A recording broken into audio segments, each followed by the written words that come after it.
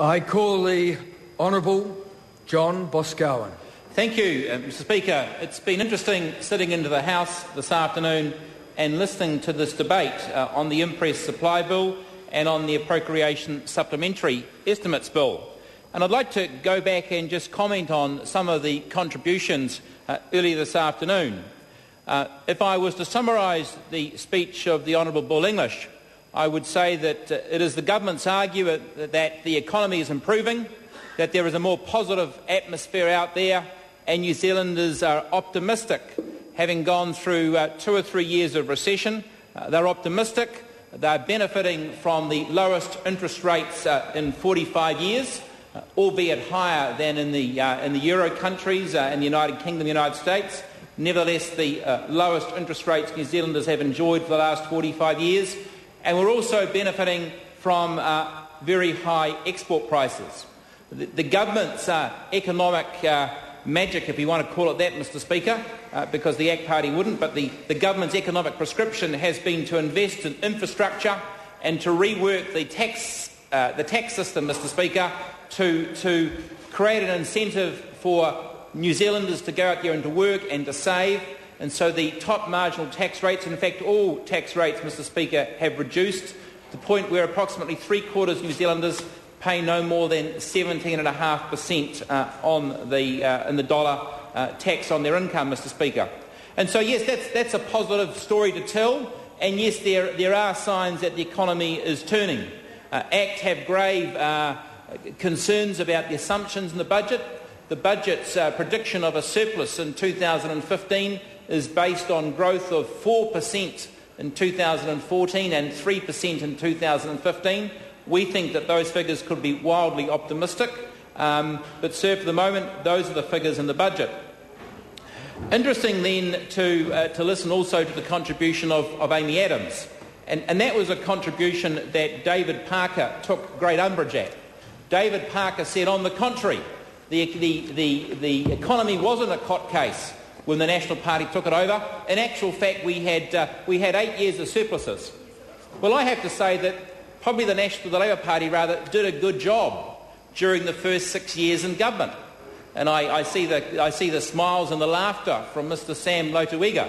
But what I would say to Mr Lotuiga and his comments is that in 2004, government spending under the Labour government was 29% of GDP.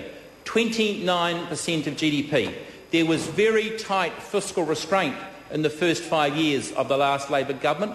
They got it down to 29% of GDP, sir, and it compares with 36% today. 36%. But, sir, what followed? What followed those first 5 years of the Labour government? They went on a huge orgy of spending, Mr Speaker. They blew all of the good work that they had done previously. Absolutely. Orgy of spending. They went out there, Mr Speaker, to try and buy the 2005 election, and that's exactly what they did.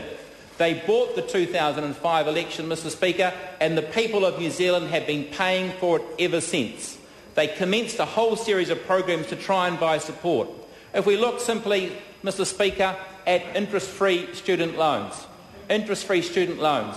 Sir, if you were a parent sending your child, Mr Speaker, if the parents of New Zealand sending their children to tertiary education would be absolutely foolish not to advise their students, their children, to borrow the absolute maximum amount they can. Because we've had a student loan scheme, Mr Speaker, in this country since 2005 that has encouraged students to go out and borrow everything they can, because they know they'll have to pay it back in devalued dollars, if they pay it back at all. So Mr Parker is right to feel umbrage at the fact that his economic management was being criticised in respect of the first 5 years. But after that, sir, the thing did turn into a cot case, and the National Party did take over disaster. Interestingly, that Mr Parker highlighted the fact that this year will be the first year we actually run a current account surplus. This year, the first time that we'll actually have more money, Mr Speaker, we won't actually be borrowing from overseas. We'll actually run a current account surplus. And as he said, that's the measure that the National Party used to judge the change in wealth of our country. Interestingly, what Mr Parker didn't say is that this year, Mr Speaker, is the first year in 40 years. The first year in 40 years. This year, Mr Speaker, we have a current account surplus. Tragically, it is because of the earthquakes in Christchurch. Tragically, that current account surplus has only happened because billions of dollars have flowed into the New Zealand economy from foreign reinsurers and are forecasted to continue to flow, Mr Speaker. That is the reason we have a current account surplus, and we actually haven't had one, Mr Speaker, since 1973. Since 1973, for nigh on 40 years.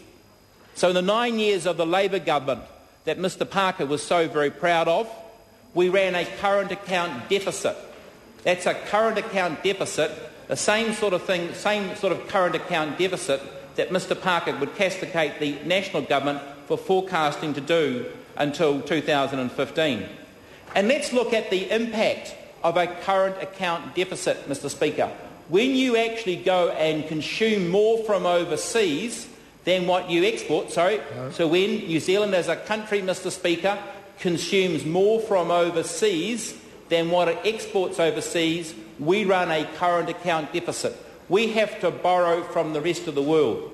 And the impact, Mr Speaker, of that is to increase the value of our currency. Foreigners, if they're going to lend us their foreign dollars, need to buy New Zealand dollars, and that bids up the price, Mr Speaker, of our currency. And, Mr Speaker, nothing does more to undermine the viability of our exporters and our farming industries than an overvalued dollar. And interestingly, Mr Speaker, Mr Parker talked about putting in place the structural reforms, the reforms that would actually encourage exporters, that would encourage the import substitution industries. Well, Mr Speaker, one of the ways you do that is to reduce New Zealand's current account deficit, but you also do it, sir, by reducing our own internal deficit. We are forecast to run a deficit of $16.8 billion this year. We have to fund that from overseas. That is the equivalent of some $300 million a week. It's not particularly relevant whether we borrow $380 this year and we over-borrow and under-borrow next year. The blunt reality, Mr Speaker, is we are spending as a country about $300 million per week more than what we're taking in income, and that money is being borrowed and it's adding to our current account deficit.